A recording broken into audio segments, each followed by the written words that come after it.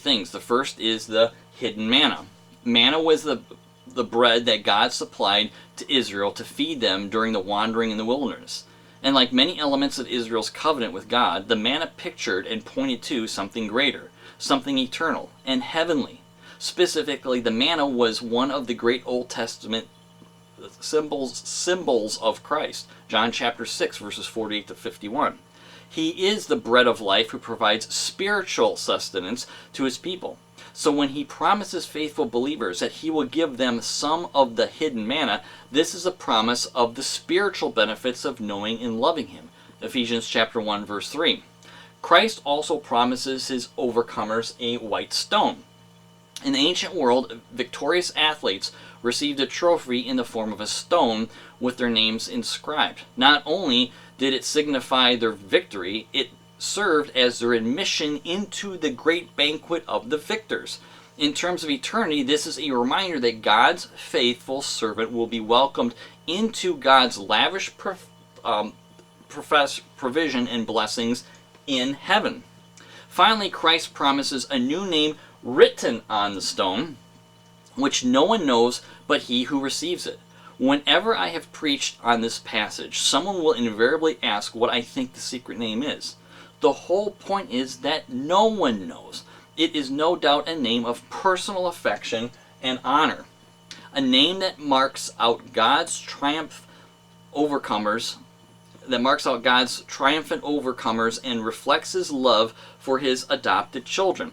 So just as athletes, when they attained victory, that victory served as admission to the great banquet of victors, when we receive this white stone from God, which is a gift from God, that white stone symbolizes our admission into heaven. In other words, it's something that God does by Christ alone. So the three things that Christ promises to those believers in Pergamum, as well as all Christians throughout church history: a hidden manna, which symbolizes Christ. He promises us Christ as our Savior and Lord. A white stone, which is our admission to heaven that is given by God himself. And a new name written on that stone, which is the name of personal affection and honor to those he loves. In Revelation, and he says that, and he also says that no one knows. The word for knows doesn't simply mean intellectually knowing something. It means something that has a definite meaning. In the early books of Genesis, the beginning of the book of Genesis, it says that Adam knew his wife. It doesn't mean that he intellectually knew her. It means that she had definite meaning to her. He knew her intimately, and this is the knowledge when it says that no one knows except that individual person. This is the intimate relationship that we have with Christ. It has a definite meaning. For example, in Revelation chapter 12, or 19, verses 12 and 16, when Jesus returns, it says, his eyes are a flame of fire, and on his head are many diadems or crowns, and he has a name written on him which no one knows except himself. And on his robe and on his thigh he has a name written, King of Kings and Lord of Lords.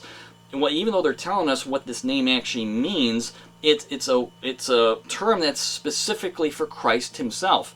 So when it says no one knows except himself, no one has this definite meaning except for Christ. This applies specifically to Christ, that he is the King of Kings and he is the Lord of Lords, which in the Old Testament as well as the New Testament are terms to describe God himself.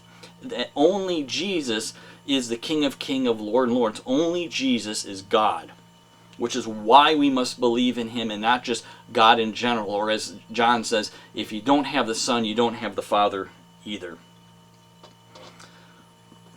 Now, as far as the legacy of the church of Pergamum, there's not much. We had mentioned about Antipas, and what we know is that according to Christian history, John the Apostle ordained Antipas as Bishop of Pergamum during the reign of the Roman Emperor Nero.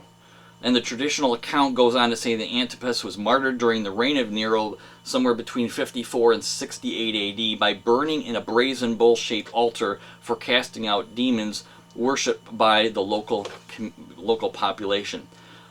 And by the time John wrote his book, or his letter to the church of Pergamum, they had become compromising. They had forgotten about Antipas, who was actually more like the believers in Smyrna who were persecuted for their faith, and their faith didn't waver, and instead they were so fearful of the world that they began to compromise and became like the Nicolaitans, as well as the teachings of Balak and Balaam. So this is a completion of this letter, and I hope it's encouraging to you and also convicting as well.